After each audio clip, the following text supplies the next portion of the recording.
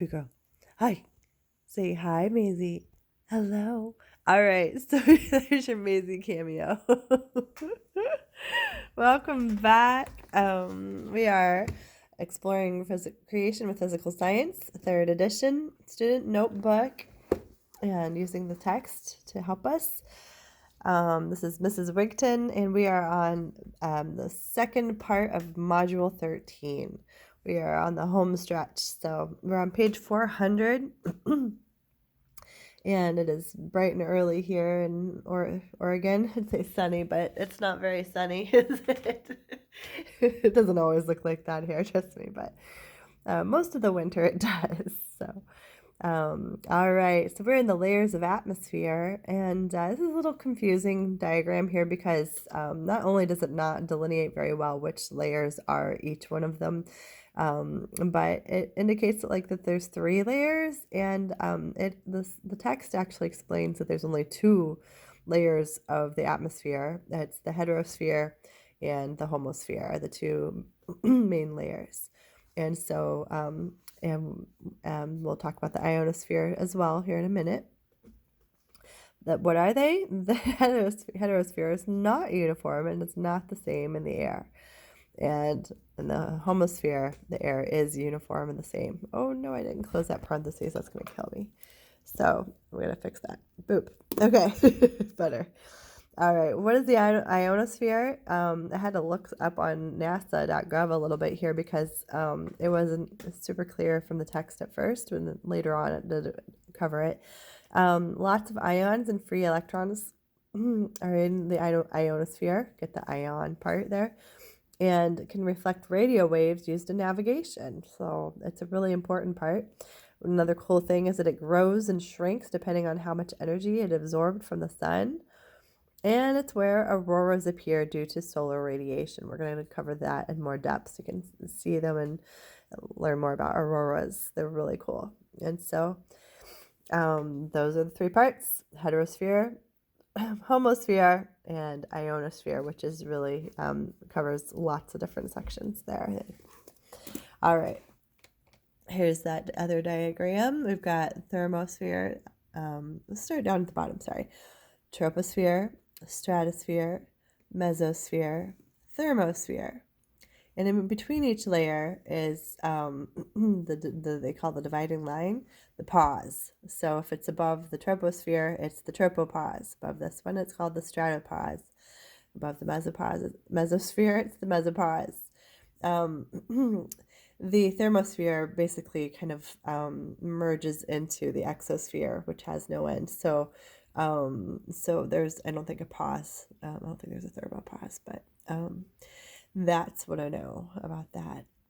All right, let's look at these a little bit more in depth. Thermosphere, starting at the top here, is the beginning layer of the heterosphere, the different types of air. Much of UV ultraviolet radiation comes from the sun, and that comes from the sun is absorbed in the thermosphere, so the temperature rises. Okay, in the stratosphere, it's mostly oxygen, and we'll start down here. The temperature stays constant below the ozone layer, and below 0 Celsius, and then above the ozone layer, the temperature rises to 0 degrees Celsius. In the mesosphere, the temperatures decrease as altitude increases, much like on our troposphere. Most meteoroids burn up in the mesosphere, so that's where that happens. In the troposphere, we have the lowest layer, that's where we are. It contains most all of the Earth's water vapor, and this is where most weather happens because of that. That water vapor causes weather. The temperatures decrease as altitude increases, and gases are what we looked at last time in the last video, around 78% nitrogen, 21% oxygen, and it goes on and on with lots of other types of things. All right, we're on 402. What is a temperature gradient? Well, the text says that it is a gradual change in temperature. How does the ozone layer protect us? Well, it absorbs the UV rays of the sun before they reach our planet. Thank you, ozone layer. What interesting effect gave the thermosphere its name? This is fascinating. They did not give us a big enough box for this. So there's so few molecules that exist in the thermosphere that they hardly even collide with each other. But they absorb a ton of energy from the sun. So they have big, what do they call those, arrows with the kinetic energy, right? They're hot, but the air feels cold because they're not colliding with each other very much, and so hardly at all. They have some, yeah, it's an interesting phenomenon of temperature. So it's the thermosphere. Why does the ionosphere have this name? Well, it's where solar radiation ionizes gases. Boy, that's really like a huge mouthful. I would love to be like a fancy scientist and break this down for you better, but I am learning that solar radiation just involves tons and tons of cool different types of light rays, and so the ionized, they yeah, I'm not going to explain this. I'm just going to not try to go there because it's beyond me. But you know, anything, an atom with an electrical charge is an ion, right? So it's taking gases and ionizing it. So we're going to leave it at that because I can't go any deeper. Found the limits to Mrs. Wigton's explanations of these things. What is the aurora borealis and what is the aurora australis? And note the fun pronunciation of this, australis, okay? Thankfully, it tells us how to pronounce that. Parts of the ionosphere overlap with the Earth's magnetic field at the north and south poles. The aurora borealis, or the northern lights, is in the northern hemisphere, and the aurora australis, or southern lights, are in the southern hemisphere. That's where they're at. And I'm going to show you a picture of them. They're beautiful. All right. I'm going to tell you about how the last part of this is. How do these auroras result? Isn't that gorgeous? Sometimes they're blue, pink. Sometimes it's from up above, from space. You can see what they look like. They are the result of high energy collisions between ionized particles in the ionosphere that are affected by the magnetic fields of the Earth and Sun. The collisions involve a lot of energy, some of which is converted to light. Okay, so these are high energy collisions between ionized particles. Okay, that's what's happening. All right, on our own, what's it say? List the major layers of the Earth's atmosphere in order, beginning with the layer closest to the Earth's surface. So here we go. We got Earth, troposphere, stratosphere, mesosphere, thermosphere, exosphere. Yay! All right. Generally compare the way temperature changes with altitude in the troposphere and in the stratosphere. Well, I think we've established that in the troposphere, it is it's inversely proportionate, which means as altitude increases, the temperature decreases. In the stratosphere, which is the layer just above the troposphere, the temperature increases quickly as altitude increases. So it's not quite directly proportionate because it would go straight through like that and they would be evenly increasing. It's more of a spike of temperature as the altitude increases. So you see how one goes this way and the other one goes this way? That's a big important thing to observe about graphs and noticing their proportionality.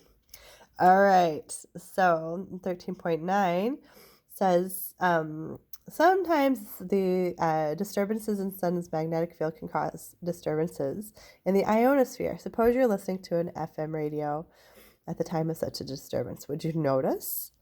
No. There's the answer for that.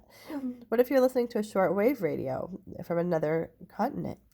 Well, shortwave radio bounces signals off the ionosphere. So, yes, disturbances in the ionosphere would affect shortwave radio. And I learned, having to look this up a little bit, that shortwave radio is somewhere in between AM and FM radio. And so that was really, really interesting. Okay. Beyond our atmosphere, 1404. This is a lot of Mrs. Wigton writing, and this has been a lot of big words and complicated stuff to understand today. And I'm sorry. It's just, I am a lead learner here, not a teacher, so I'm sharing with you what my interpretation of what the text says. But this one is not hard to understand at all. You're going to be just fine with this, because I was. So if I am, you are. Because if I can get it, anybody can get it, right? All right. So planetary science, they study in this planet systems, their moons, rings, gas clouds, etc. They use complex telescopes, piloted spacecraft, and unpiloted space probes to explore beyond our planet. NASA has been exploring space since 1958. Space probes take pictures of planets and space phenomena. Oh, see picture 13.6. Let's 16. Let's look it up. Oh, yeah. This is an image of Jupiter from the text. This is, that was taken in 2019. And here's a space rover. Super cool. So this is some space exploration. They can take samples at that, send back data about the same. They can test the samples there. These are the tracks that it left, right? Opportunities track on the surface of Mars. So cool. What else do? They look for signs of life, like oxygen or water. 2 space probes recently found that Mars was wetter long ago, and that conditions on Mars may have been able to sustain microbial life, though no proof was found. But they have hypotheses that they could have.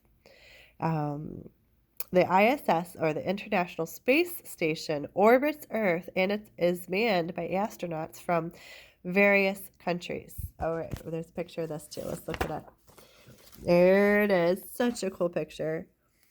Get you clear there. The ISS and its glory. And there's some people on the ISS. And guess what? When it goes around the Earth, it's orbiting constantly, you can actually see it.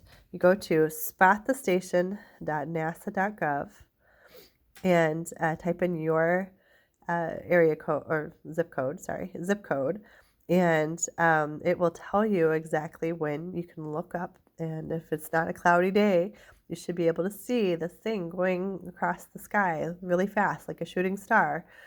And it is the ISS, the International Space Station. How cool is that? We've done it before. It's really neat. All right, there's more details on this. This is just a big summary chapter here. Someday, space missions will test microgravity conditions. Micro means small gravity, so small gravity or little gravity conditions. So like up in space, right, where there's no mass to the air to push down on us. So we're floating. They're going to test this microgravity conditions and how it affects 3D printing, the effects of microgravity on key organ tissues like colon, heart, lung, liver, kidney. And they're going to test a new vest that can protect astronauts' vital organs from deep space radiation. Such vests could help X-ray techs or people undergoing radiation. How cool is that? All right, last bit here. What are some ways that scientists are currently learning more about the solar system? I think we already mentioned the piloted spacecraft, unpiloted space probes, and high-tech telescopes. Those are the answers to on your own questions. I hope you've had I hope you do have a good rest of your day, and I'll see you next time for our last chapter. I think it is. Yeah, I think it is. Module 14. You take care. Bye-bye.